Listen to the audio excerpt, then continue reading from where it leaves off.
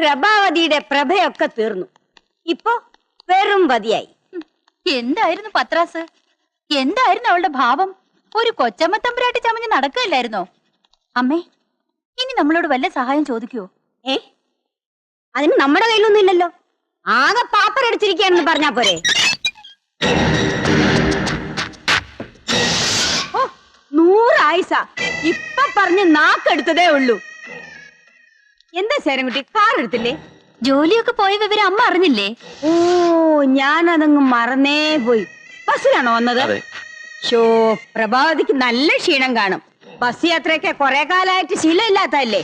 വരൂ വരൂ, അകത്തേക്ക് വരൂ. എന്റെ മോന്റെ വിവാഹത്തിന് പ്രസംഗവും കൂത്തുമായിട്ട് നടന്നപ്പോ എത്ര പേരെയാ ഞാൻ മുതലാളിയായിട്ട് ഇൻട്രൊഡ്യൂസ് ചെയ്തത്. ഇപ്പൊ തൊഴിലാളി പോലും അല്ലെന്ന് അറിഞ്ഞപ്പോ ഛേ, മോശമായിപ്പോയി. അല്ല, എന്താ പ്രത്യേകിച്ച്? നിങ്ങളുടെ കുത്തുവാക്ക് കേൾക്കാൻ വന്നതല്ല, ഞാൻ തന്ന രൂപ മടക്കി വാങ്ങാനാ. ഏത് രൂപ? എന്ത് രൂപ? ആര് തന്നു? കള്ളം പറയരുത്. കള്ളം പറഞ്ഞും തട്ടിപ്പും വെട്ടിപ്പും നടത്തിയും ജീവിച്ചത് നിങ്ങളല്ലേ. എഴന്ന് തിന്നുന്നവനെ തുറന്നു തിന്നുന്ന സ്വഭാവം എനിക്കില്ല.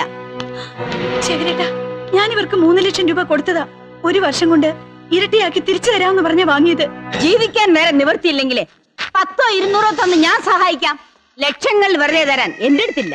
ഞങ്ങൾ നിങ്ങളുടെ അവതാരത്തിന് വന്നതല്ല, വാങ്ങിച്ച രൂപ തന്നേ പറ്റൂ. ഇനി പ്രശ്നങ്ങൾ ഉണ്ടാക്കാനാണ് ഭാവമെങ്കിലേ ഞാൻ പോലീസിൽ കംപ്ലൈന്റ് ചെയ്യും. ഒരു വെട്ടിപ്പ് കേസ് ഉള്ളതുകൊണ്ട് അകത്തൊക്കെ എളുപ്പമുണ്ട്. നിർത്ത്. എന്റെ ഭാര്യ നിങ്ങളെ കാശ് ഏൽപ്പിച്ചിട്ടുണ്ടെങ്കിൽ അത് മടക്കി വാങ്ങാൻ എനിക്കറിയാം. വാങ്ങിച്ചോ? ഇപ്പൊ മനസ്സിലായില്ലേ? ശേഖരൻകുട്ടിക്ക് പണമുണ്ടെങ്കിൽ പ്രഭാവതിക്ക് ഇവരുടെയൊക്കെ മുമ്പിൽ സ്വർണ്ണവില്ല, അല്ലെങ്കിൽ വെറും പുല്ലുവില്ല. നീ വാ. അവനോട് ആ പ്രഭാവതിയെ പറ്റിച്ച് കുറച്ച് രൂപ ഉണ്ടാക്കിയ സന്തോഷത്തില്ലേ നിങ്ങളുടെ അമ്മയും പെങ്ങളും. ഈ അമ്മ എപ്പോഴും ഇങ്ങനെയാ. മോൾ അടുത്തുണ്ടായാലും എന്നെ വിളിക്കൂ. നീ എവിടെയായിരുന്നു ഇതുവരെ? ഒന്ന് ഉറക്ക വിളി കേട്ടെന്ന് കരുതി നിന്റെ വായിലെ മുത്തൊന്നും താഴെ വീഴില്ലല്ലോ. എനിക്കൊരു നല്ല കാപ്പി വേണം. ആ, എനിക്ക് ചായ മതി. നല്ല ചൂട് വേണം. ചായയും കാപ്പി മാറി മാറി എടുക്കാൻ ഇതെന്താ ഹോട്ടലാ? എന്തു പറ്റി? നീ അമ്മയോടും പെങ്ങളോടും പറഞ്ഞേരെ എന്റെ സ്വഭാവം മാറ്റരുതെന്ന്. കാര്യം അവരെന്റെ അമ്മയും പെങ്ങളുവാ. അവരെനിക്ക് ശരിക്കും അറിയാം. നീ ഇങ്ങനെ നിന്നു കൊടുത്താ അവര് രണ്ടുപേരും കൂടി നിന്റെ തലയിൽ കയറി നിരങ്ങും. അതുകൊണ്ട് എന്റെ മോള് നോക്കിയും കണ്ടൊക്കെ നിന്നാ മതി. അമ്മയ്ക്ക് ഷുഗറിന്റെ അസുഖം വരാൻ നോക്കണ്ടേ? പഞ്ചസാര വേണ്ട. ഞാനിപ്പൊ പാറപ്പുറത്തിരുന്നാലും കാശ. അത്ര നല്ല സമയ രാജയോഗമല്ലേ. ഇപ്പൊ തന്നെ വെറുതെ കിട്ടിയ 3 ലക്ഷം രൂപ നിന്റെ പേരിൽ ഫിക്സഡ് ഡെപ്പോസിറ്റ് ഇടാൻ പോവുക. ഇതെന്താ ഒരു കപ്പ്? എനിക്കില്ലേ? ഭർത്താവിന്റെ അമ്മയെ പരിചരിക്കാം, അത് നാട്ടുനടപ്പ്. പെങ്ങളെ കൂടി പരിചരിക്കണമെന്ന് വെച്ചാ തളർവാദം ഒന്നും പിടിച്ചിട്ടില്ലല്ലോ. നല്ല ചക്ക പോലെയല്ലേ ഇരിക്കുന്നത്. തന്നെ അങ്ങെടുത്ത് കുടിച്ചാ മതി. എന്താ മധുരായിട്ടില്ലേ? അമ്മയ്ക്ക് ഷുഗറാണെന്നാ ചേട്ടൻ പറഞ്ഞത്. ഷുഗർ നിന്റെ അമ്മയ്ക്കാടി. മോളെ രേണു, നിന്റെ അമ്മയ്ക്ക് എറിഞ്ഞൊടിക്കാനായി നിന്റെ അച്ഛൻ വാങ്ങിക്കൊടുത്ത ഒരുപാട് പാത്രങ്ങൾ ഇവിടെ കാണും. വെറുതെ ഇരിക്കുകയാണെങ്കിൽ ഇതൊക്കെ തൂത്ത് വൃത്തിയാക്കിക്കോ. ഇല്ലെങ്കിൽ ഈ പൊട്ടിച്ചിതറിയ ചില്ലൊക്കെ നിന്റെ അമ്മയുടെ കാലിൽ തന്നെ കുത്തി കയറും. അത് പിന്നെ നിനക്കൊരു ജോലിയായി തീരും.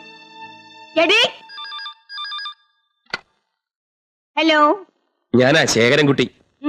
എന്ത് വേണം? കമ്പനിയിൽ നിന്ന് കാശ് വെട്ടിച്ച കേസിൽ എന്നെ പോലീസ് ചോദ്യം ചെയ്തു. മറ്റേ 3 ലക്ഷത്തിന്റെ കാര്യം എനിക്ക് പറയേണ്ടി വന്നു. പോലീസ് അവിടെ എത്തുമെന്ന് ഉറപ്പാ. പണം അവിടെ ഇരിപ്പുണ്ടെങ്കിൽ ഉടനെ മാറ്റിക്കൂ, അല്ലെങ്കിൽ തട്ടിപ്പിന് കൂട്ടുന്നെന്ന് പറഞ്ഞ് നിങ്ങളെ അകത്താക്കും. ശേഖരൻകുട്ടി, അബദ്ധമൊന്നും കാണിക്കരുത്. ഞാൻ രൂപ തന്നേക്കാം. ഇനി എന്റെ കയ്യിൽ തന്ന പ്രശ്നമാവും. ഒരു കാര്യം ചെയ്യും, ദാക്ഷായണി അമ്മയ്ക്ക് കൊടുക്കാൻ ഏൽപ്പിച്ച രൂപയത്.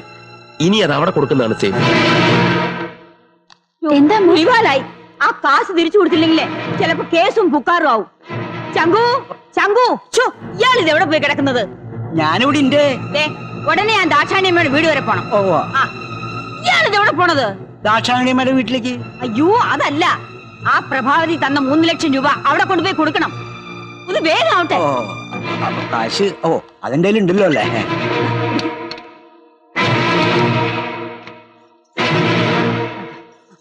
ഇതല്ലേ എന്റെ ആഭരണങ്ങളല്ലേ? എന്ത് ചെയ്യാൻ പോവാ? എടീ, ഇത് നിനക്ക് സ്ത്രീധനം തന്നൊന്നുമല്ല. നിന്നെ ഈ വീട്ടിൽ കയറ്റിയതിന് എനിക്ക് പാരിതോഷം തന്നതാ. ഇതിൽ പകുതി എനിക്കാ. ഇത് ഇനി ഇവിടെ ഇരിക്കുന്ന അപകടം.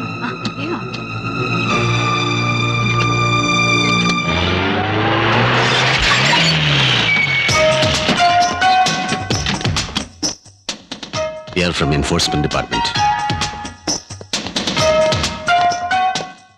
ആരാ? എന്താ വേണ്ടേ?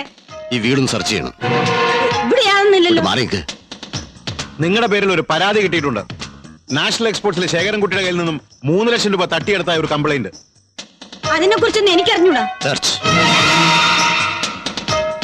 ആ പെട്ടി കയറി. ഇതിലൊന്നും ഇല്ല. തരാൻ.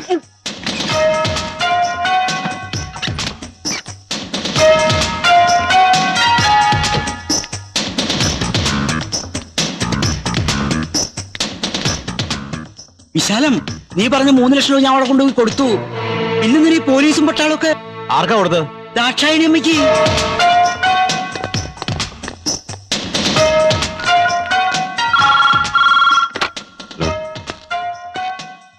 Operation success. 3 ലക്ഷം ദാക്ഷായണിയമ്മയുടെ വീട്ടിലെത്തി. Very good, proceed.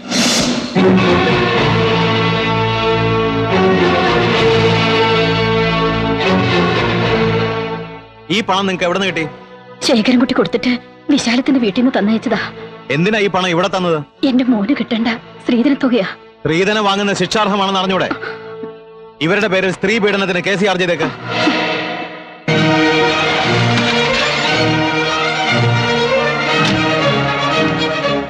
മോനെ രഘു, നീ വന്നറിഞ്ഞ് ഇങ്ങോട്ട് പോന്നതാ. ഒത്തിരി തെറ്റ് ചെയ്തവളാ ഞാൻ. എന്നോട് പൊറുക്കണോ? മക്കൾ രണ്ടാളും എന്റെ കൂടെ വീട്ടിലേക്ക് വരണം. മോളെ, ഇനി നിന്നെ ഞാൻ നുള്ളി നോവിക്ക് പോലും ഇല്ല. ആ, ഞങ്ങൾ ഈ വഴി വയനാട്ടിലോട്ട് പോവാ. നിങ്ങൾ പോയാ പിന്നെ ഞാൻ കമ്പിയിൽ എണ്ണി നരകിക്കേണ്ടി വരും. ശ്രീധരൻ മേടിച്ച കുറ്റത്തിന് എന്റെ പേര് കേസെടുത്തിരിക്കുകയാണ്. നിങ്ങൾ വേണം എന്നെ രക്ഷിക്കാൻ. ടീച്ചറെ, എനിക്ക് മാപ്പ് തന്ന് എന്റെ പിള്ളേരെ എന്റെ കൂടെ പറഞ്ഞയക്കണം. രഘു, അമ്മയുടെ കണ്ണീര് കണ്ടില്ലേ? അവർക്ക് കുറ്റബോധമുണ്ട്. നിങ്ങൾ അവരോടൊപ്പം കുറച്ചു ദിവസം കഴിഞ്ഞിട്ട് പോയാ മതി. അമ്മ പറഞ്ഞുകൊണ്ട് ഞങ്ങൾ പോവാം. പക്ഷെ വീട്ടിൽ ചെന്നാലേ ഇവരുടെ വിധം ഇനിയും മാറും. മോനെ, അതെ, കോടതിയിൽ നിന്ന് ജാമ്യം കിട്ടാത്ത കേസാ ഈ സ്ത്രീധന പ്രശ്നം. ഒരു 10 കൊല്ലം വരെ കഠിന തടവ് ഉറപ്പാ. അയ്യോ, മര്യാദക്കിരുന്നാൽ രക്ഷിക്കാൻ ഞങ്ങളൊക്കെ കാണും. ഇല്ലെങ്കിൽ ഗോതമ്പുണ്ടേ നിന്ന് അഴി എണ്ണേണ്ടി വരും.